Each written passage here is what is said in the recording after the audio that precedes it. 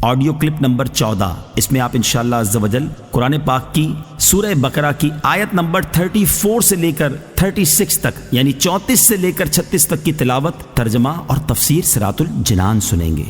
بسم اللہ الرحمن الرحیم۔ ترجمہ: اللہ کے نام سے شروع جو نہایت مہربان رحمت والا ہے۔ وَإِذْ قُلْنَا لِلْمَلَائِكَةِ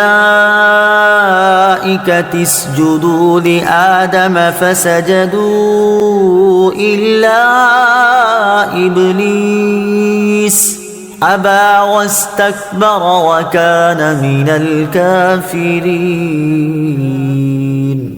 ترجمہ: اور یاد کرو جب ہم نے فرشتوں کو حکم دیا کہ آدم کو سجدہ کرو تو ابلیس کے علاوہ سب نے سجدہ کیا، اس نے انکار کیا اور تکبر کیا اور کافر ہو گیا۔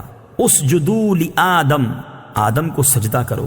تفسیر صراط الجنان میں ہے اللہ تعالیٰ نے حضرت آدم علیہ السلام کو تمام موجودات کا نمونہ اور عالم روحانی اور جسمانی کا مجموعہ بنایا اور فرشتوں کے لیے حصول کمالات کا وسیلہ بنایا، تو انہیں حکم فرمایا کہ حضرت آدم علیہ السلام کو سجدہ کریں، کیونکہ اس میں حضرت آدم علیہ السلام کی فضیلت کا اعتراف اور اپنے مقولہ اتجعل فیہا کی معذرت بھی ہے۔ بہرحال تمام فرشتوں کو سجدے کا حکم دیا گیا اور ملائکہ مقربین سمیت تمام فرشتوں نے سجدہ کیا، لیکن شیطان نے سجدہ کرنے سے انکار کر دیا اور تکبر کے طور پر یہ سمجھتا رہا کہ وہ حضرت آدم علیہ السلام سے افضل ہے اور اس جیسے انتہائی عبادت گزار فرشتوں کے استاد اور مقرب بارگاہ الہی کو سجدے کا حکم دینا حکمت کے خلاف ہے۔ اپنے اس باطل عقیدے، حکم الہی سے انکار اور تعظیم نبی سے تکبر کی وجہ سے وہ کافر ہو گیا۔ حضرت آدم علیہ السلام اور ابلیس کا واقعہ قرآن پاک کی 7 سورتوں میں بیان کیا گیا ہے۔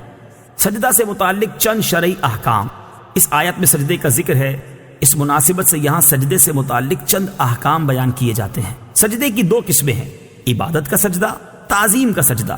عبادت کا سجدہ کسی کو معبود سمجھ کر کیا جاتا ہے، اور تعظیم کا سجدہ وہ ہوتا ہے جس سے مسجود یعنی جسے سجدہ کیا جائے اس کی تعظیم مقصود ہوتی ہے۔ تعظیمی سجدہ پہلی شریعتوں میں جائز تھا، ہماری شریعت میں منسوخ کر دیا گیا، اب کسی کے لیے جائز نہیں ہے، لہٰذا کسی پیر یا ولی یا مزار کو تعظیمی سجدہ کرنا حرام ہے۔ لیکن یہ یاد رہے کہ تعظیمی سجدہ کرنے والوں پر یہ بہتان باندھنا کہ یہ معبود سمجھ کر سجدہ کرتے ہیں، یہ اس تعظیمی سجدے سے بڑا جرم ہے، کیونکہ یہ مسلمانوں کو مشرک و کافر کہنا ہے۔ تکبر کی مذمت۔ تکبر ایسا خطرناک عمل ہے کہ یہ بعض اوقات بندے کو کفر تک پہنچا دیتا ہے، اس لیے ہر مسلمان کو چاہیے کہ وہ تکبر کرنے سے بچے۔ حضرت عبداللہ ابن مسعود رضی اللہ تعالی عنہ سے روایت ہے، نبی کریم صلی اللہ تعالی علیہ وسلم نے ارشاد فرمایا، تکبر حق کی مخالفت کرنے اور لوگوں کو حقیر جاننے کا نام ہے۔ حضرت عبداللہ ابن مسعود رضی اللہ تعالی عنہ سے روایت ہے، حضور اقدس صلی اللہ تعالی علیہ وسلم نے ارشاد فرمایا، تکبر سے بچتے رہو، کیونکہ اسی تکبر نے شیطان کو اس بات پر ابھارا تھا کہ وہ حضرت آدم علیہ السلام کو سجدہ نہ کرے۔ وَقُلْنَا يَا آدَمُ اسْكُنْ أَنْتَ وَزَوْجُكَ الْجَنَّةَ وَكُلَا مِنْهَا رَغَدًا حَيْثُ شِئْتُمَا وَلَا تَقْرَبَا هَٰذِهِ الشَّجَرَةَ فَتَكُونَا مِنَ الظَّالِمِينَ فَأَزَلَّهُمَا الشَّيْطَانُ عَنْهَا فَأَخْرَجَهُمَا مِمَّا كَانَا فِيهِ وَقُلْنَا اهْبِطُوا بَعْضُكُمْ لِبَعْضٍ عَدُوٌّ وَلَكُمْ فِي الْأَرْضِ مُسْتَقَرٌّ وَمَتَاعٌ إِلَىٰ حِينٍ۔ ترجمہ: اور ہم نے فرمایا، اے آدم، تم اور تمہاری بیوی جنت میں رہو اور بغیر روک ٹوک کے جہاں تمہارا جی چاہے کھاؤ، البتہ اس درخت کے قریب نہ جانا ورنہ حد سے بڑھنے والوں میں شامل ہو جاؤ گے۔ تو شیطان نے ان دونوں کو جنت سے لغزش دی، پس انہیں وہاں سے نکلوا دیا جہاں وہ رہتے تھے، اور ہم نے فرمایا تم نیچے اتر جاؤ، تم ایک دوسرے کے دشمن بنو گے اور تمہارے لیے ایک خاص وقت تک زمین میں ٹھکانا اور زندگی گزارنے کا سامان ہے۔ یا آدم اسکن انت وزوجک الجنہ، اے آدم تم اور تمہاری بیوی جنت میں رہو۔ تفسیر صراط الجنان میں ہے، یہاں سے حضرت آدم علیہ الصلوۃ والسلام اور ابلیس کا واقعہ بیان کیا گیا ہے، اور اس کا خلاصہ کچھ یوں ہے۔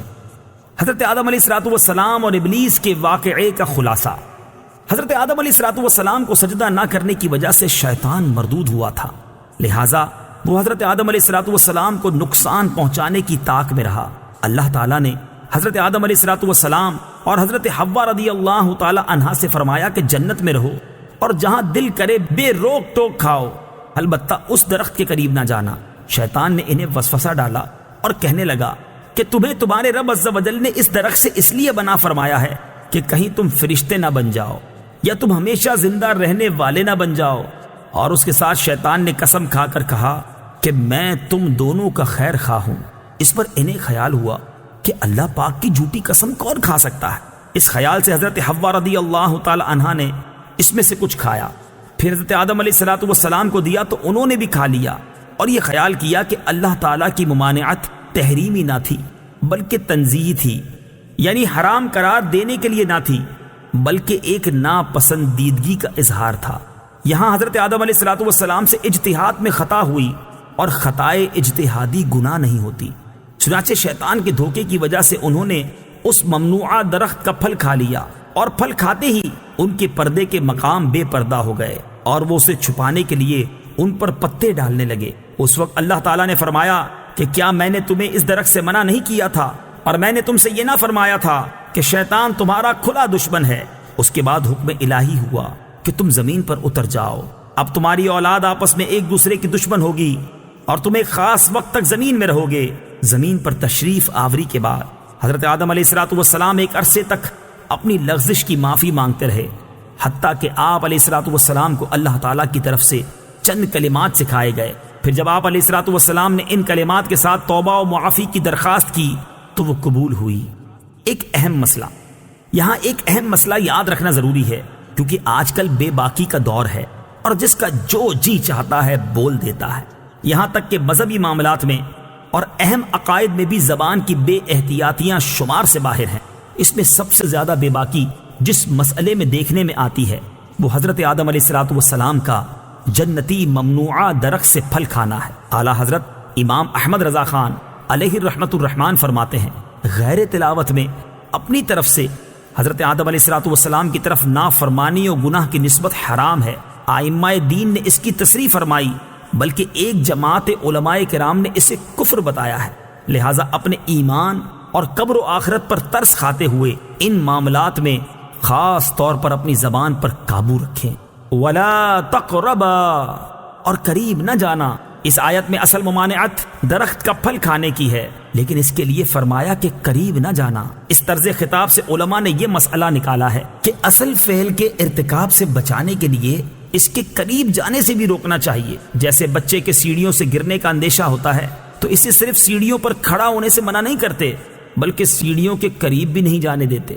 اسی طرح بیسیوں کاموں میں علماء کرام اسی اندیشے سے منع فرماتے ہیں کہ کوئی فعل بذات خود منع نہیں ہوتا، لیکن اگر لوگ اس کے قریب جائیں گے تو ممنوع کا ارتکاب کر بیٹھیں گے۔ جیسے عورتوں کو قبرستان جانے سے منع کرنے میں یہی حکمت ہے۔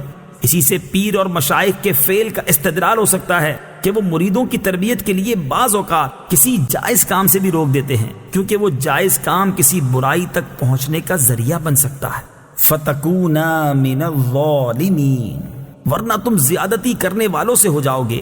ظلم کا معنی ہے کسی شے کو اس کی اپنی جگہ کے علاوہ کسی اور جگہ رکھنا، اور یہاں آیت میں ظلم خلاف اولا کے معنی